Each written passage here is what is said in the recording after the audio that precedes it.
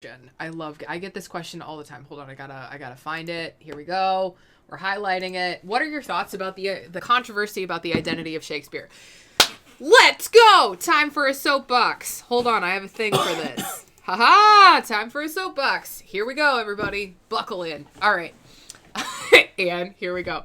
Okay, so a few things. First, the controversy about the identity of Shakespeare originated from a practical joke April Fool's Day paper that a scholar wrote literally as a joke. And then people got a hold of it and they took it out of context and they didn't realize that that was what it was. So that's step one. Step two. This is the part where I am going to rant for a moment. So please buckle in, folks.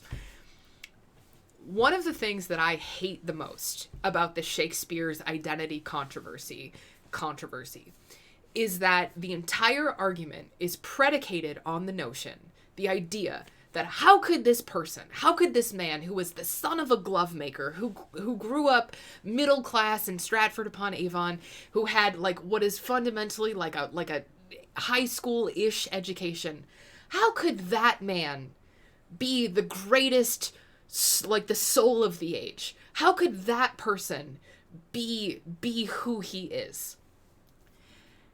Think about the message that sends. Really sit with that for a second. How could someone from a poor background, how could someone without a college education, how could someone without a degree ever have an insight about humanity? How could they be a good writer? How could they be a good storyteller? How could they be a person who sees beauty in the world and shares it with others? Every class that I have ever taught about Shakespeare, every workshop that I have ever taught about Shakespeare, I've done a lot of teaching artists. I've done a lot of teaching artist stuff. And every single time I get that question. And every single time I look around the room and I see kids from marginalized communities, I see kids who are, first generation college students. I see kids who may never go to college and never have that access because of their economic background. And every time I do the same rant, I have it memorized at this point. The idea that Shakespeare couldn't have existed is based in classicism. It is based in economic privilege. It is based in the idea that the only people whose voices matter, the only people who count are rich white people. And it's just not true. It is just patently not true. And every time that question comes up, and to the day I die, I will do this same rant and I will never apologize for it. Because, I think it's important. I think it's important that we sit with why. Why is there a question?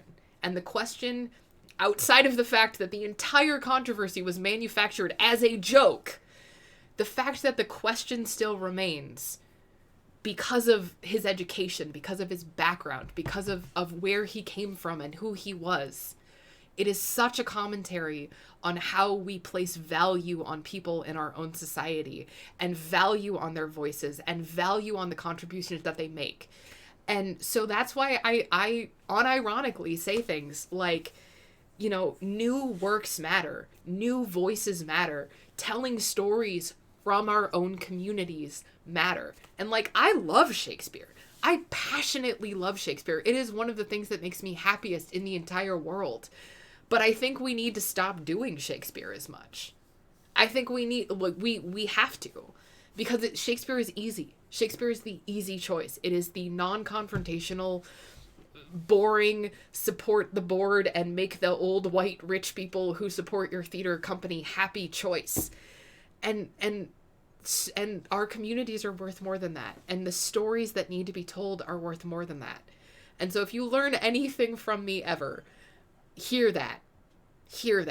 And so I'm not mad at you for asking the question because I know that it's a really popular question, but that is the soapbox that I will give every single time. So yeah, there you go. Someone asked, and I'm just going to say this. Emma Monday said, could Chris say what Catie thinks about the controversy of the identity? Because they think yes, he could. I could, because I spent 6 years working at the American Shakespeare Center, and I also spent another decade before that going to the American Shakespeare Center. Basically, like, I know Shakespeare very well. I'm very well educated in it, and it is something that, like, you know, I am. I don't know. I don't necessarily want to say I'm as deeply passionate about